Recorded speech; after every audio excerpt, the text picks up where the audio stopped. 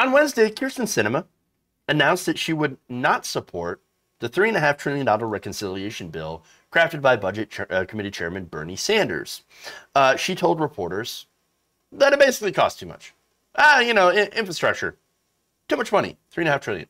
That's about actually half of what Senator Bernie Sanders wanted for his reconciliation bill. In fact, she says that she is more in line with the Senate's bipartisan infrastructure package, which just mainly focuses on physical infrastructure, things like roads, bridges, things that corporations, ironically, they do rely on. Yes, they do use roads and bridges and things like that, more so than regular people, actually. They rely on it to move their products and things like that. But of course, that bipartisan infrastructure bill doesn't include any of the human infrastructure, things like paid leave, investment in workers. In fact, the reconciliation package, what they're doing is that they're basically just adding in the things that wouldn't pass a bipartisan. So, it's smart politically, right? If they're able to actually get it done, which unfortunately it looks like they will not get it done. And so now this would include, by the way, investment in climate initiatives. That's very important. Childcare, healthcare, and education. So again, the House already agreed to only pass the bipartisan agreement if the Senate pushes reconciliation. That's a strong position, and so I agree with that. Even though I think that there's a lot of stuff in both the reconciliation and the bipartisan bill that could be a lot better, could be a lot stronger, et cetera, et cetera. However, what little stuff there is in there in this package that is fairly large might not even happen because of Kyrsten Sinema and her friend Joe Manchin. So now AOC is putting her on blast as a result. Here's what she tweeted, quote, "Good luck tanking your own party's investment on childcare, climate action, and infrastructure while presuming you'll survive a 3-vote House margin, especially after choosing to exclude members of color from negotiations and calling that a bipartisan accomplishment." So the House and Senate are definitely not on the same page here. Things are pretty tense when it comes to the negotiations. But here's the thing.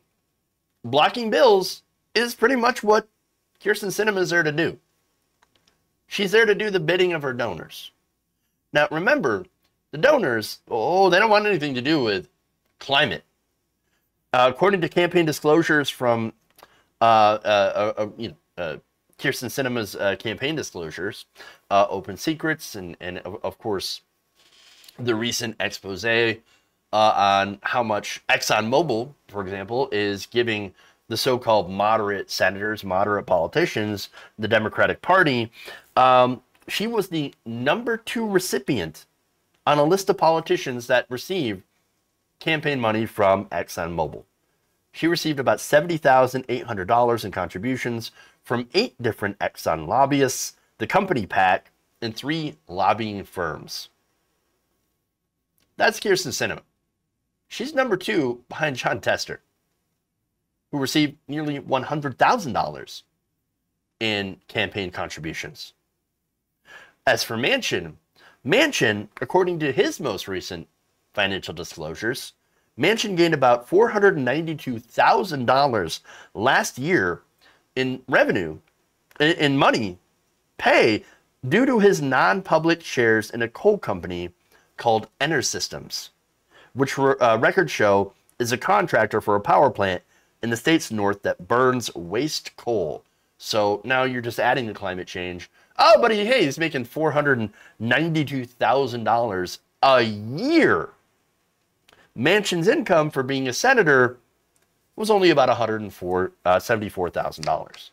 So he's making a ton of money working for this coal company.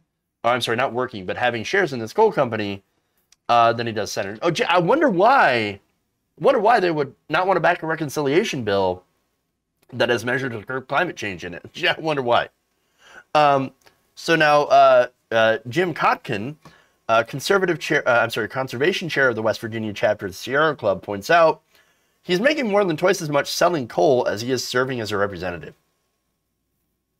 So, yeah, that's what they do.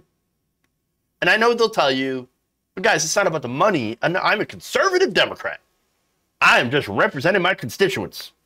No, what you're doing is you're serving your donors.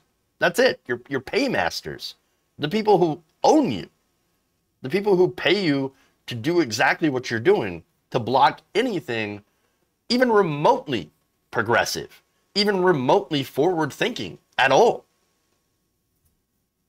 I mean, understand, guys, we're not getting anything done because of the corporate Democrats.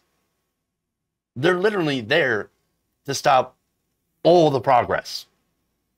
And if it wasn't then, by the way, if it wasn't Joe Manchin, it'd be somebody else.